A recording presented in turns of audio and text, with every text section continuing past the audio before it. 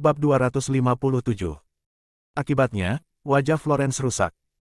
Itu adalah pemandangan yang mengerikan, darah menyembur keluar dari lukanya tanpa henti.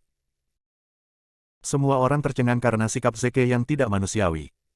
Dia tidak repot-repot menahan diri. Arg! Florence jatuh ke tanah dan menjerit saat dia memegangi wajahnya. Dia berguling-guling di lantai karena sensasi menyiksa yang dia rasakan datang dari wajahnya. Tidak ada kata yang bisa menggambarkan sensasi yang dirasakan Florence. Dia tidak punya waktu untuk mengutuk Zeke karena rasa sakit yang luar biasa yang dia rasakan. Florence telah memprioritaskan wajahnya sepanjang hidupnya. Karena wajahnya yang cacat, dia sebenarnya ingin mengakhiri hidupnya sendiri. Mata semua orang melebar ketakutan saat mereka menatap Zeke. Setan!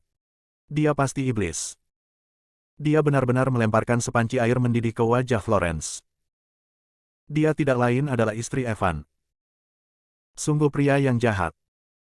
Lacey dan Dawn saling bertukar pandang, jantung mereka juga berdetak kencang. Mereka belum pernah melihat Zeke berperilaku brutal seperti itu sebelumnya. Zeke mengamati sekeliling dan bertanya, siapa lagi yang terlibat? Maju. Semua orang menghindari tatapan Zeke karena mereka benar-benar ngeri olehnya. Rasanya seolah-olah malaikat maut itu ada di sana untuk menuai jiwa mereka. Mereka mencoba menuju ke pintu masuk dan hendak melarikan diri. Namun, mereka tiba-tiba teringat apa yang Zeke mengunci pintu saat dia memasuki kantor. Mereka tidak akan bisa lari darinya. Zeke tertawa kejam. Apakah kalian takut? Aku khawatir sudah terlambat. Kalian seharusnya tidak melakukan hal seperti itu sejak awal. Zeke bergegas menuju sekelompok co-developer tiba-tiba. Dia tidak bisa lagi menahan amarahnya dan akhirnya mengamuk. Suara keras terjadi sekali lagi saat sekelompok rekan pengembang, yang telah berkumpul, dikirim terbang kemana-mana oleh Zeke. Sekelompok rekan pengembang mengetuk perlengkapan dan perabotan di kantor, mengubah kantor menjadi tumpukan puing. Mereka terkubur di bawah tumpukan puing-puing. Semua orang melolong sedih karena pengalaman menyiksa yang harus mereka lalui. Florence hampir tidak bisa menenangkan diri karena dia tahu Zeke bersungguh-sungguh dengan apa yang dikatakan pria itu. Dia benar-benar akan menghabisinya jika dia mau. Dia segera meraih teleponnya dan berteriak kepada orang di ujung telepon, Evan. Cepat. Istrimu akan mati.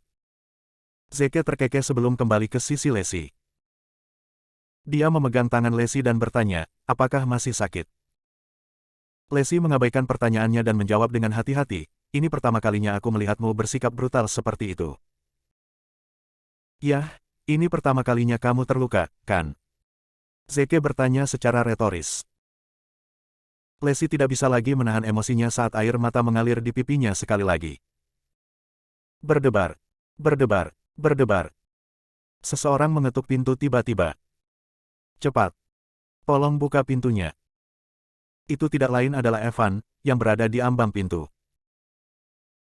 Semua orang senang karena mereka pikir penyelamat mereka akhirnya berhasil mencapai mereka. Terima kasih Tuhan. Ini Evan. Dia di sini untuk menyelamatkan kita. Zeke. Ini sudah berakhir untukmu. Anda ditakdirkan. Semua orang berjuang ketika mereka mencoba membuka jalan untuk menjawab pintu. Namun, mereka bahkan tidak bisa bangun sendiri karena Zeke telah habis-habisan melawan mereka barusan. Pada akhirnya, Zeke lah yang harus membukakan pintu. Evan mulai berkeringat deras sekali lagi saat dia masuk. Dia gemetar ketakutan ketika melihat pemandangan menyedihkan di dalam kantor. Ya Tuhan! Semuanya dalam kondisi yang menyedihkan. Itu bukan intinya.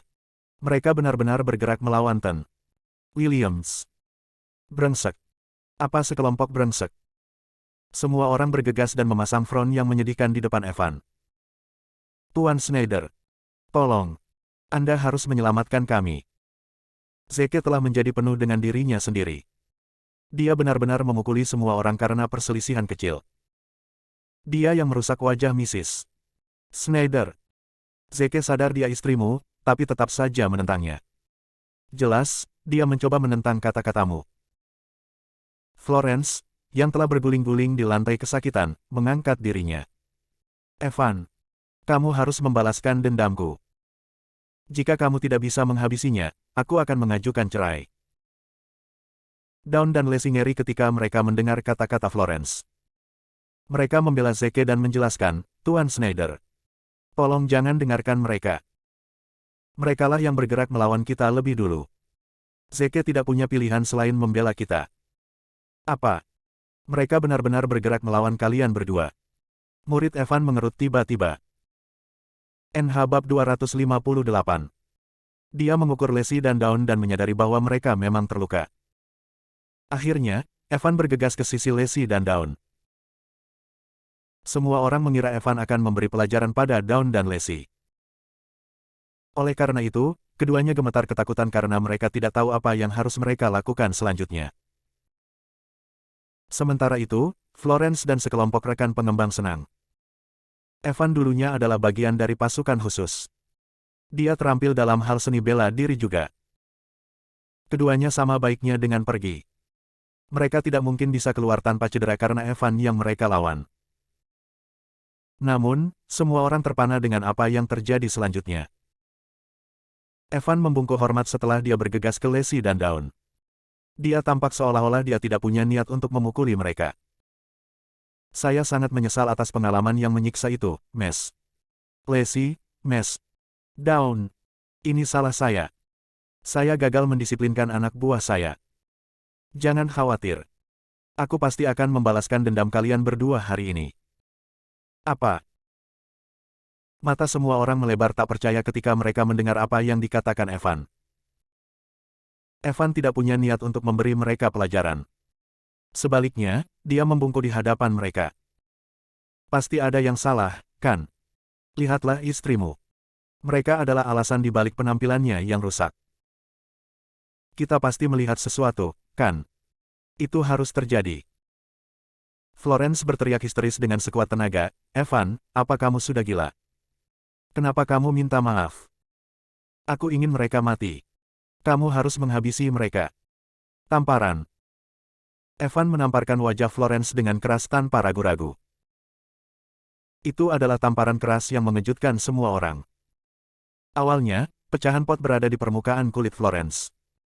Namun, mereka menusuk tepat ke wajahnya karena tamparan Evan. Arg. Florence memekik sekali lagi sambil memegangi wajahnya. Brengsek kau. Evan. Kenapa kau berpihak pada orang luar? Kamu benar-benar menamparkan istrimu karena dua pelacur kecil itu. Aku tidak akan melepaskannya. Aku akan meminta orang-orang dari keluargaku untuk membalaskan dendamku. Apakah kamu lupa siapa yang paling banyak berkontribusi pada kesuksesanmu? Tidak lain adalah keluargaku. Evan juga marah. Apa-apaan ini? Aku juga harus bersikap di depan Mer. Williams. Kalian pikir kalian ini siapa? Beraninya kalian menyinggung Mer. Williams. Apa? Kata-kata Evan mengejutkan semua orang sekali lagi.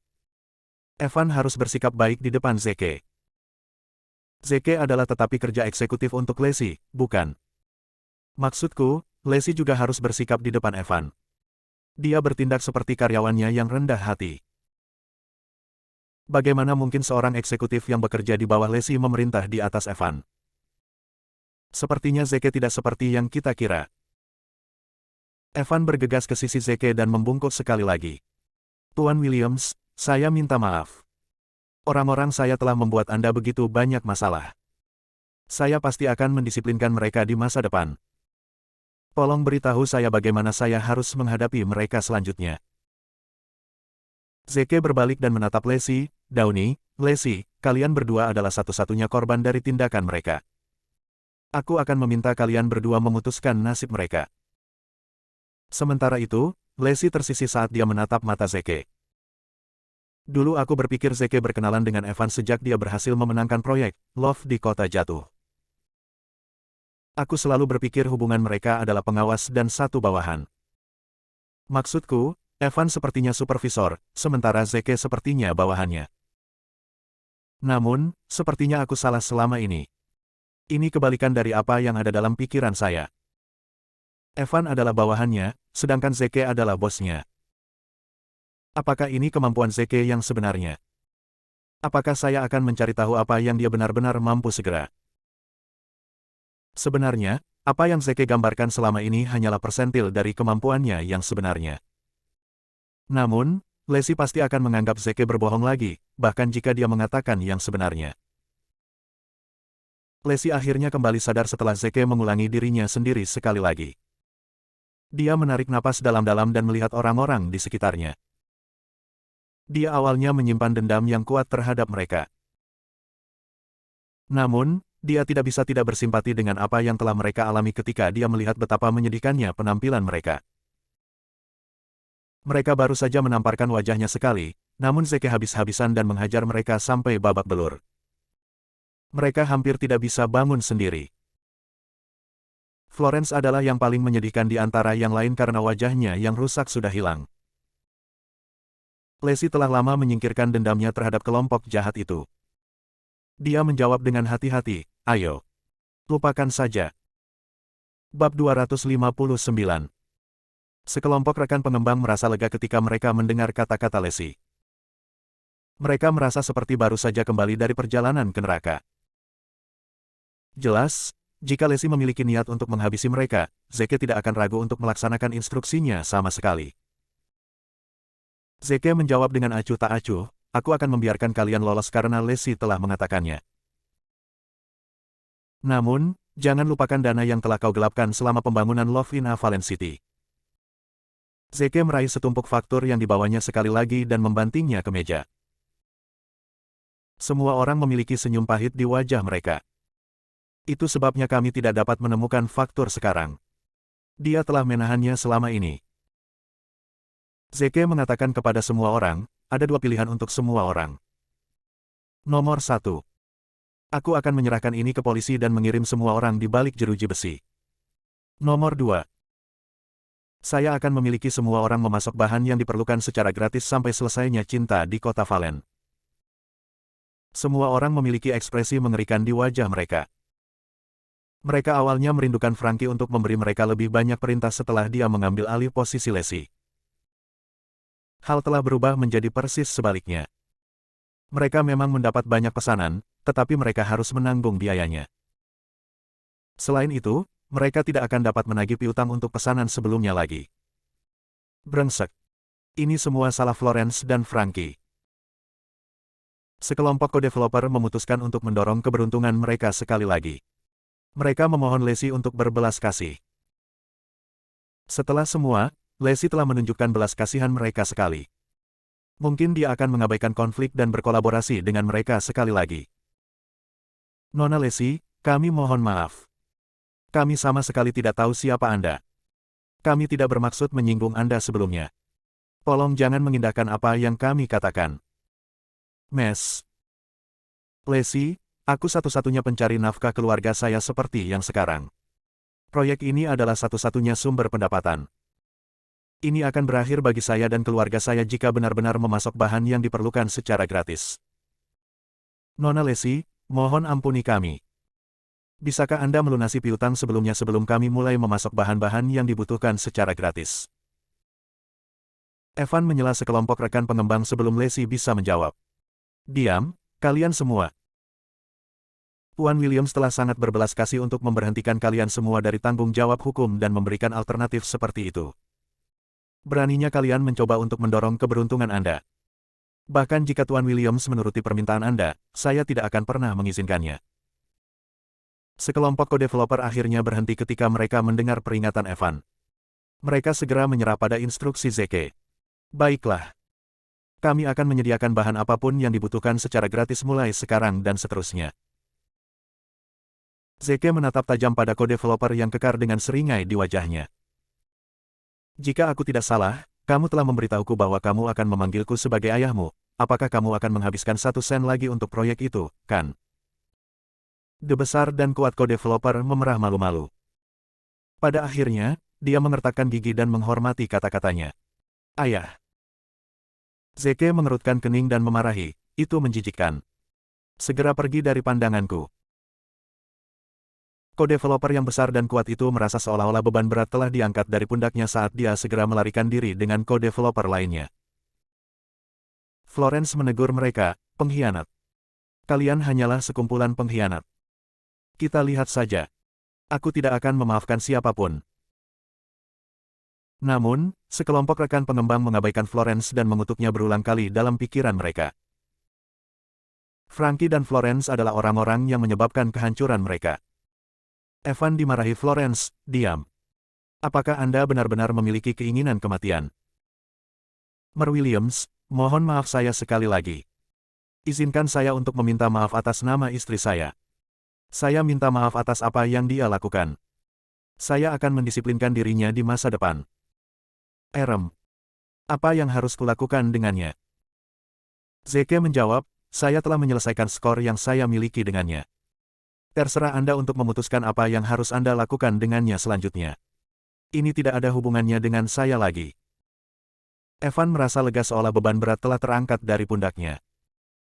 Meskipun Evan menaruh dendam terhadap Florence untuk apa yang dia lakukan, dia, setelah semua, masih istrinya. Oleh karena itu, ia tidak ingin kemalangan apapun untuk menimpa dirinya baik. Dia memarahi Florence, huff. Syukurlah, Tuan Williams telah memutuskan untuk berbelas kasih. Kamu lebih baik mati jika dia benar-benar ingin kamu mati. Ayo pergi. Aku akan berurusan denganmu begitu kita pulang. Bab 260. Florence menggertakkan giginya dan memelototi Zeke dan Lacey sebelum pergi. Dia bertekad untuk membalas dendam dari Zeke, tapi tidak untuk saat ini. Florence pertama-tama harus merawat luka di wajahnya. Zeke memberitahu Lacey dan Dawn, ayo pergi ke rumah sakit. Kami juga harus merawat lukamu. Itu tidak perlu. Ini hanya luka kecil. Jawab Lacey. Zeke berdiri tegak dan menginstruksikan, tidak. Kita harus pergi ke rumah sakit. Saya tidak mungkin mengecewakan ayah dan ibu setelah apa yang saya janjikan kepada mereka. Saya mengatakan kepada mereka bahwa saya akan membuat Anda tetap aman dan sehat apapun yang terjadi. Lacey harus menyerah pada instruksi Zeke karena dia menolak untuk membiarkan mereka lolos. Baiklah. Aku akan mampir ke rumah sakit bersama Dawn. Tolong tetap di belakang dan kumpulkan para pekerja yang telah diusir. Kami tidak mampu menunda proyek lagi. Zeke tidak akan pernah mengizinkan mereka melakukan perjalanan ke rumah sakit sendirian.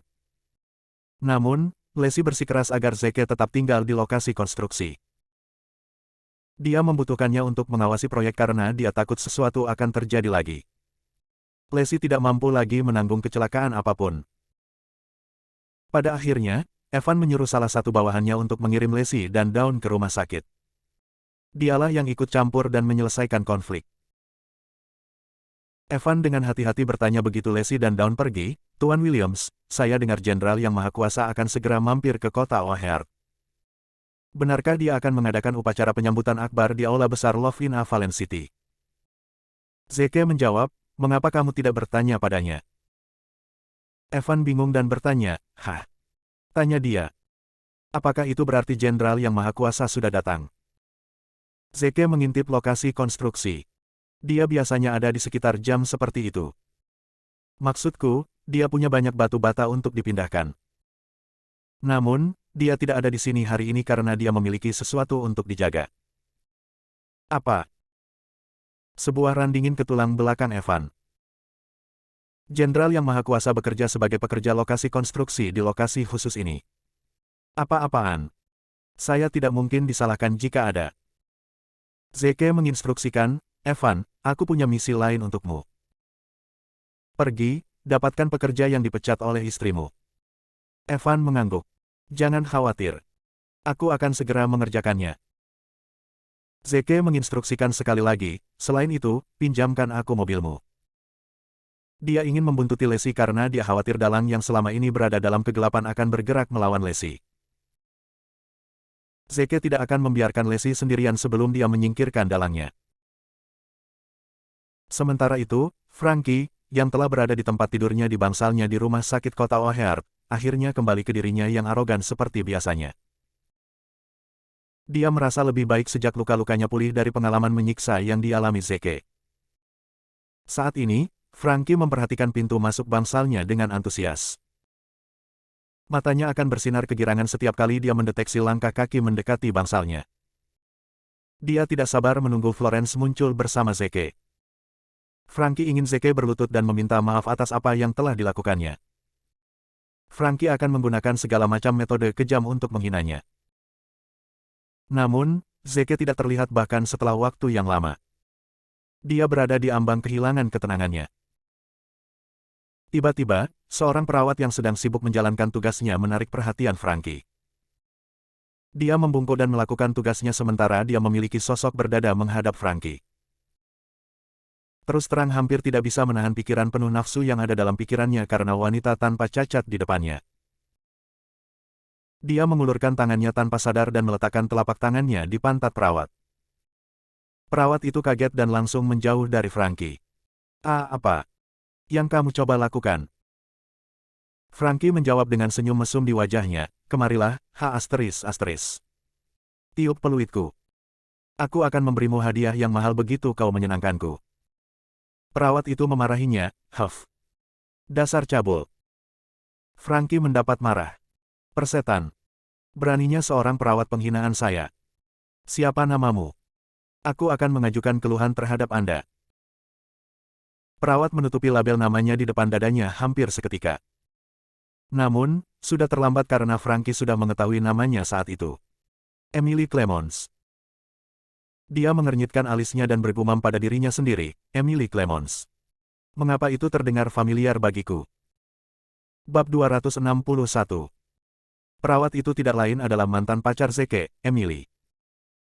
Hal selalu sulit untuk Emily dan keluarganya. Namun, keadaan menjadi lebih buruk sejak Sam ditahan. Mereka hampir tidak bisa memenuhi kebutuhan sejak saat itu. Dia berhasil mengumpulkan 300.000 dengan menggadaikan aksesorisnya. Namun, dia harus menyerahkan semuanya kepada Logan karena dia membutuhkannya untuk menjaga Sam. Oleh karena itu, Emily tidak punya pilihan selain menjadi perawat untuk mencari nafkah. Sementara itu, Madeleine telah menyerah pada kehidupan sejak Sam ditahan. Dia telah hidup dari Emily sejak saat itu. Tadi pagi, Madeleine sebenarnya telah membuat saran yang konyol.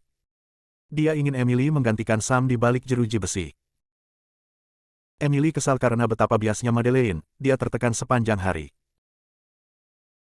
Dia merasa sedih dan hampir menangis karena seorang pasien benar-benar mencoba melecehkannya selama bekerja.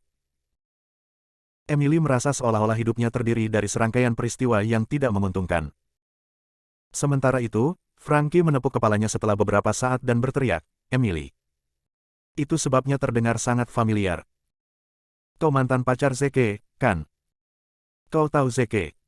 Emily tercengang saat mendengar kata-kata Frankie. Frankie menjawab dengan kasar, "Astaga. Dialah alasanku ada di sini." Emily sangat senang karena dia yakin dia akan berguna baginya. Frankie bisa dianggap sebagai temannya karena dia adalah musuh dari musuhnya.